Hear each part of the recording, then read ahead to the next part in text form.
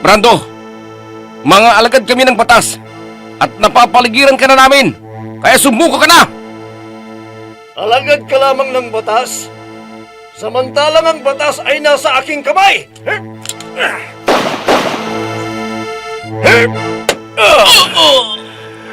Nagkamali ka ng binangga, kaya katapusan mo na ngayon! Cardo! Anong ginagawa mo dito, Sofia? Ano man ang pinaplano mong gawin laban kay Nathan, parang awa mo na. Huwag mo nang ituloy. Anong ibig mong sabihin? Nalalaman mo ba yung sinasabi mo? Batid mo kung anong ginawa ng lalaki ito sa aking anak! Eh, dapat sa lalaki ito ay mamatay! Oh, Cardo, wag! Wag! Paano pa yatang ipagtanggol ang lalaki ito na kinamumuhian mo? At ikaw, Nathan, magaling na pulis. Magdasal ka na dahil katapusan mo na! Nathan!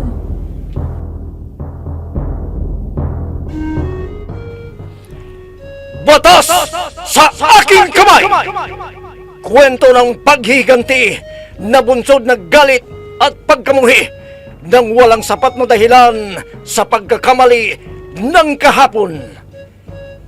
Batas sa aking kamay!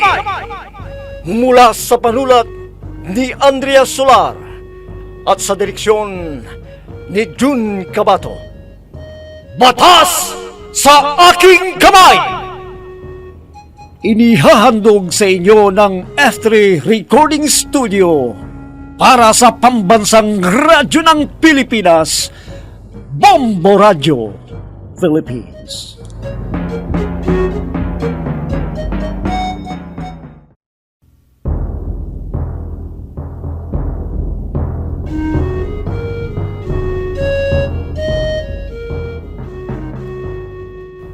At ngayon mga kaibigan, narito ang pagpapatuloy ng ating dulang pinamagatang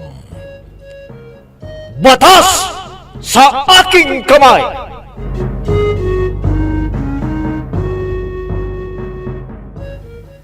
Muli akong nagpapasalamat sa pagpapaunlad po sa aking imbitasyon, Sofia. Ay, ito naman. Paulit-ulit ka lamang nagpapasalamat. Dahil nasisihan ako sa tuwing ikaw ang kasama ko. Oh, Martin, hayan ka na naman. Muli mong babanggitin ang bagay na yan. Talagang magpapababa ako sa'yo. Oo na. Ito naman hindi mabiro. Siya nga naman. Malapit na palang eleksyon, no? Oo nga eh. Anong plano mo? Muli ka maglalaban? May isa pa akong termino eh.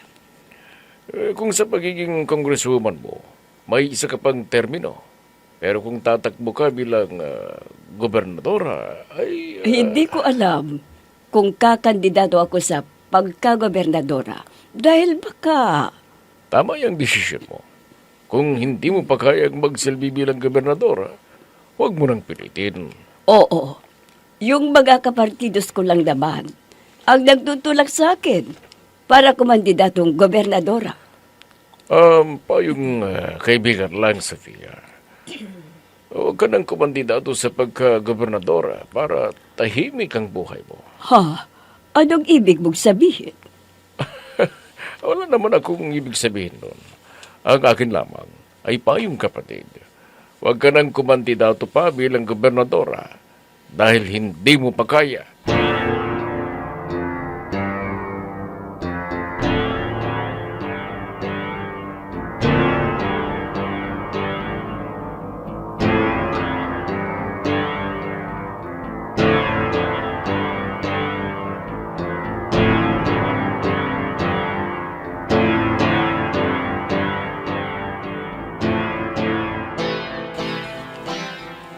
Ano bang subject ang itinuturo mo? Lahat po, sir. Pero kadalasan ay mathematics po ang ipinapaturo sa akin. Dahil, alam niyo naman maraming estudyante na mahina sa mathematics. Matalino ka kung gano'n. Ano bang kurso mo? Criminology po, sir. Plano mo palang maging isang pulis? Tama yan. Teka, baka gusto mong tulungan ng aking anak. Alam mo, mahina kasi sa mathematics yung anak ko. Ho? Kung tutulungan mo ang aking anak, ako na lamang ang magbabayad ng 3,000 piso sa violation mo. Kapalit ng serbisyo mo sa pagtuturo mo sa aking anak. O ano? Payag ka ba? Kung hindi ko tatanggapin, mapipilitin akong magsasabi kay Ma'am Sophia. At siguradong katakot-takot na sermon ang aabutin ko sa kanya. Samantala kung tatanggapin ko, malilibre din ang 3,000 kapalit ng serbisyo ko bilang tutor. Kung ako sa'yo, huwag mo nang palampasin ang pagkakataong ibinibigay ko sa'yo.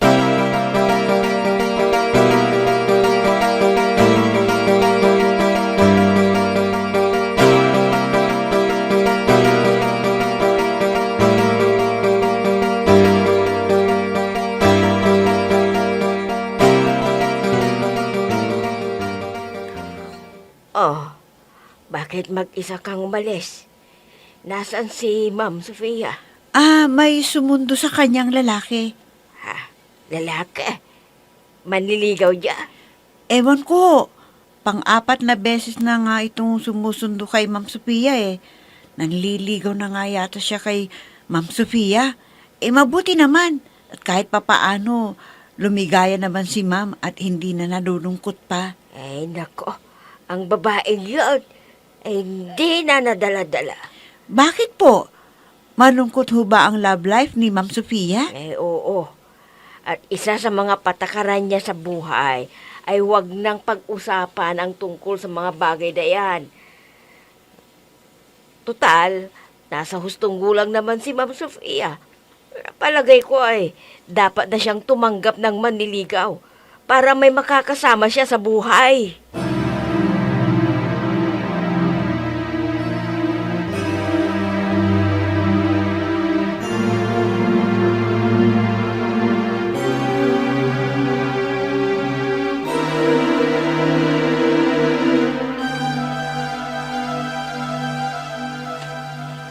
Halika, pumasok kayo.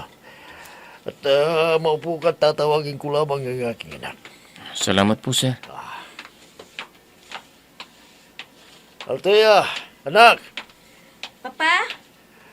bumaba ka nga muna at mayroon akong ipakikilala sa'yo. Bumaba ka dito, sandali. Opo, Papa.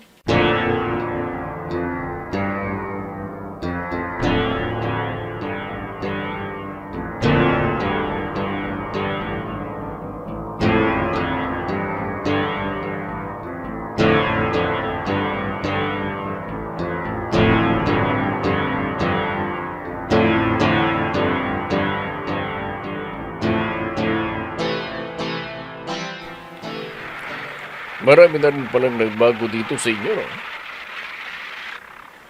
Oo nga. Hayad na pala ang bahay. Salamat sa paghahatid, ha? Wala yun. Ito naman, oo. Ano po't naging kaibigan mo ako kung hindi kita ihahatid dito sa bahay ko. Alam kong wala ka pang driver. Ilang linggo ka na bang walang driver? Magdadalawang linggo na siguro. Ano kasi ang nangyari at nawalan ka ng driver? Nag-apply na driver sa ibang bansa. Ang dati kong driver eh. Ayoko namang basta lang kukuha ng tao, kaya pinipili ko talaga ang kukunin kong magmamaneho para sa akin. Alam mo, ang taong tulad mo na ang karera ay nasa politika, dapat ay nag-iingat. Dahil hindi mo alam kung sino-sino ang makakalaban mo. Sa bagay, maganda naman ang feedback ng mga tao sa iyo. Kaya wala ka naman sigurong dapat ipag-alala. Oh, yun nga ang pinagsasalamat ko sa ating Diyos. Dahil wala namang may sama ng loob sa akin. Ah, o paano? Bababa na ako. Salamat ulit sa paghatid mo sa akin, ha? Kaibigan mo ako. At sa lahat ng oras, ay handang tumulong sa iyo kung kailangan mo.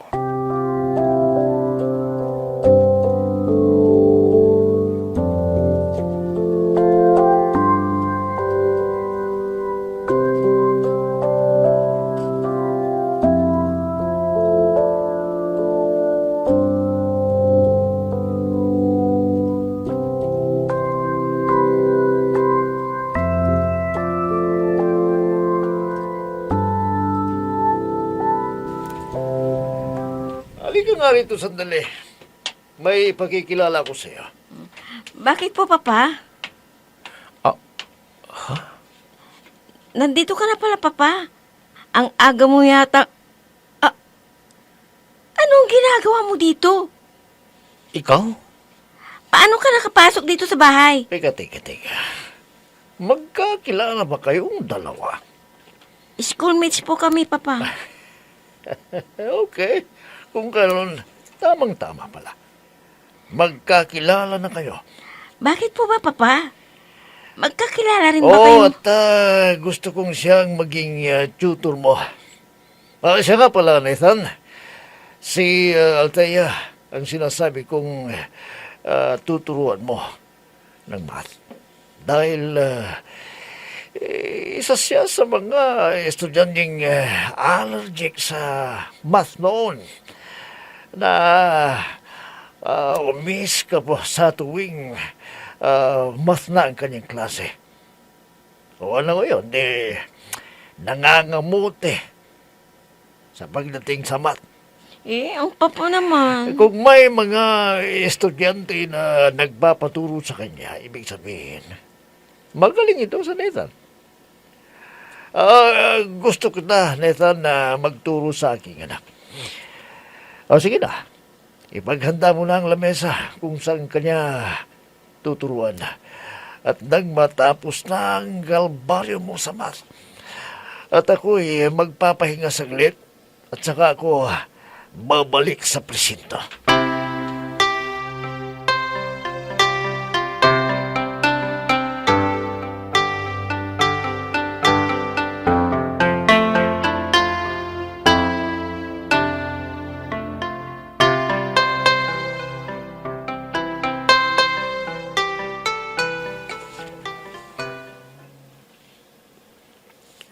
Gabi na. Pero wala pa rin si Nathan. Saan na ba siya nagpunta, Yaya? Hindi ko nga rin po alam eh. Baka natuloy yung plano niya noon. Plano niyang ano? Huwag mong sabihin ang plano niyang umalis ng bahay. Hindi siya umalis ng bahay. Kinausap ko siya ng masinsinan at nagkaintindihan naman kami. At kung sakaling tinuloy niya yung plano niya, malamang ay nagtuturo pa siya hanggang ngayon. Nagtuturo ng ano? Nang math po, nagtuturo siya sa kanyang mga kapwa-estudyante ng mathematics. Nagtuturo siya ng mathematics? Tutor siya ng mathematics? Oo, Mama. Matalino si Nathan. Kanino pa naman magmamana ng katalinuhan kundi sa mga magulang niya. Ikaw lang eh. Wala kang bilib sa kanya. Matalinong bata si Nathan, lalo na sa math.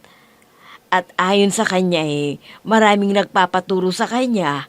At kung natuloy siya, baka nga nagtututor siya ngayon ng mga estudyante na mahinang utak pagdating sa asignaturang math. Ipagtimpla mo na lamang ako ng gatas. At dalhin mo na lamang sa kwarto ko. At matutulog na ako.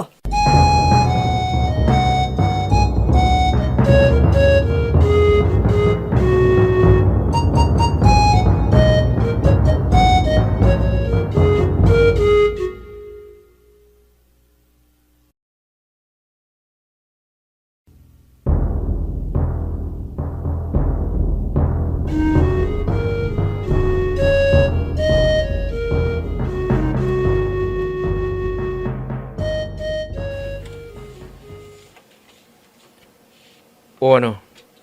Naintindihan mo na ba? Alam mo na ba kung paano natin narating ang solution gamit ng formula na ginamit natin? Ganun lamang ba yun? Oo. Tandaan mo lamang ang formula dahil yun ang magsisilbing guide mo para sa solution at sagot ng given problem. Teka, para masiguro ko na naintindihan mo na nga ang mga tinuturo ko sa'yo bibigyan kita ng mga problems gamit ang formula. Isulat mo ang solutions at ang mga sagot mo ha. Oo. Pero huwag masyadong mahirap pa. Oo naman, yung madadali muna. At kung ma-master mo na yung mga madadali, tsaka tayo pupunta sa medyo complicated na problem para ma-exercise ang utak mo at masanay sa mga ganitong problem solving. Anak. Papa! Oh.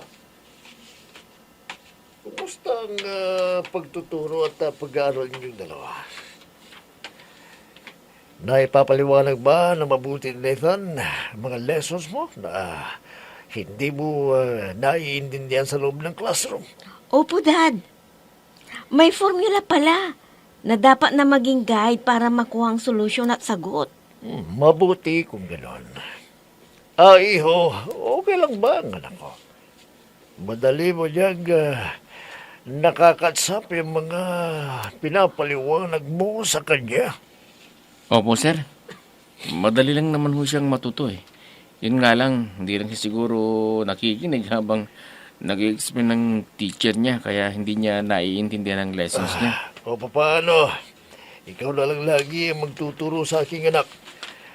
Baka kasi hindi maiwasan na maibaling niya sa iba ang attention niya habang nagpapaliwanag ang teacher. Kasi nga maraming tao sa loob ng classroom pero kapag one-on-one kayo, siguradong nakasentro lamang sa lesson ang atensyon niya at maiintindihan niya kaagad. Huwag kang maglala, iho.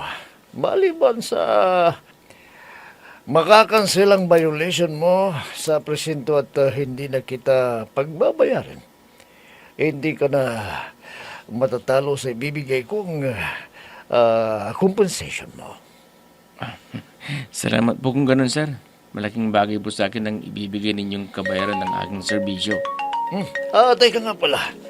May tumatawag sa akin. Saglit lang at si pare ko mo na yan. Pare. Napatawag ka. Okay. Saan? At kailan? Ngayon na. Oo ba? Pero sandali lamang at may trabaho pa ako. Okay. Tayo, iha. Alis muna ako. Ikaw na munang bahala dito sa tutor mo, ha? Behave ka. Isantabi mo muna yung katarayan mo para makapag-concentrate siya sa pagtuturo sa iyo at makapag-focus ka na rin sa mga itinuturo niya sa iyo.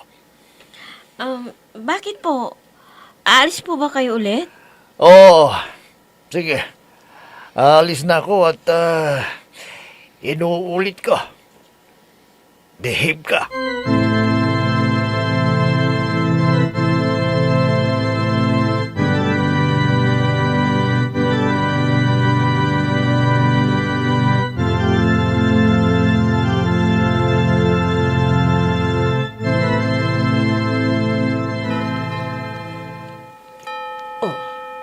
Tumunog na ang alarm clock. 11:00 na nga ng gabi. Kahit paano, ay nakatulog ako. Masarap matulog. Kaya lang, kailangan gumising ako dahil kailangan kong repasuhin pa ang batas na ginawa ko. Inaantok pa ako. Pero hindi ako dapat magpatalo sa antok. Kailangang magtrabaho ako. Mag-aalas 11 na. Gising pa kaya si Yaya? O natutulog yun? Ang mabuti pa ay bababada ko para makapagtimpla ko ng kape at nang makising ang diwa ko.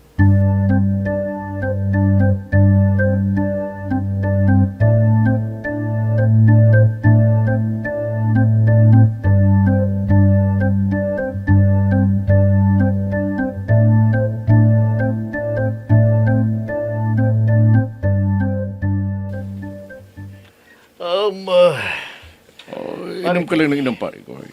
Marami tayong dala dito. Isang bote lang siguro, pare ko, dahil magjo-duty pa ako bukas. Si pare ko naman, oo. Kailan ka pa natutong umayaw sa alak, ha? Nang maging chief of police, unti-unti kung iniwasan ng galak. Siyempre, nakakahiya naman kung kapapulis natin na mahuhuli sa pare. Ikaw naman ang chief of police, eh. Walang huhuli sa'yo. Ikaw pa rin pala talaga si pare ko. Hindi pa rin nagbabago.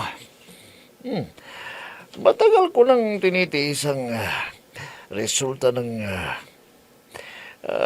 paghinto sa pagbibisyong yan, Martin. Hindi parang magic na basta na lamang mawawala sa sistema ng katawan ng alak.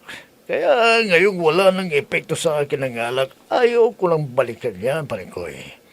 Ang sabihin mo kasi, wala ka lang kasama sa pag-iinom, kaya ka hindi umiinom.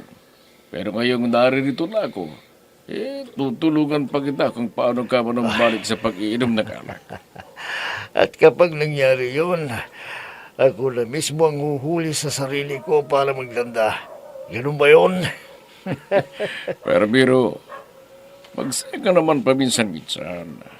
Hindi puro trabaho lagi para ma-enjoy natin ang buhay.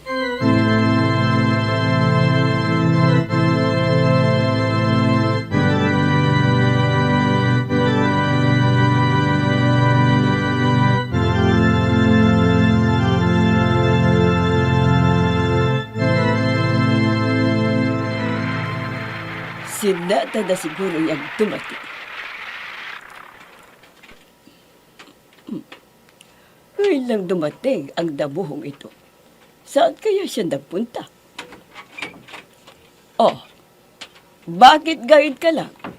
Saan ka ba nagbulakbon? Hindi ba't ang sabi ko ay maaga kang umuwi? Ma'am? Tinatanong kita, bakit gayud ka lang? Lumapit ka nga dito, sandali. Bakit po, ma'am? Bakit? Tinatanong kita kung bakit ka lang dumating. Tatanungin mo rin ako kung bakit? Saan ka na galing? Bakit gayon ka lang umuwi? Ganito pa talaga ang oras ng pag-uwi mo, ha? Ho? Kasi... Sagutin mo ang tanong ko! Bakit gayon ka lang dumating? Saan ka galing? Kuwan kasi, ma'am, may part-time job po ako. May part-time job ka? Bakit? Kulang pa ba ang sinabi ko sa'yo na magiging sahod mo? Sa pagmamaneho mo? Sa akin? Ha? Naliliitan ka sa sahod mo? Anong gusto mo? Dadagdagan ko pa, ha? Sumagot ka!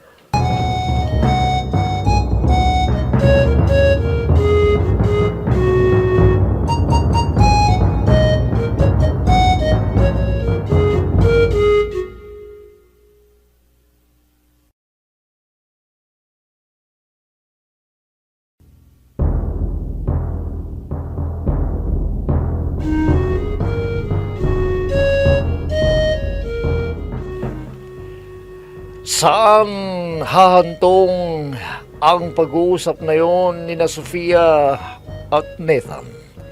Mga kaibigan, huwag ninyong kaligtaang subaybayan ang pagpapatuloy ng ating dulang pinamagatang Batas sa Aking Kamay!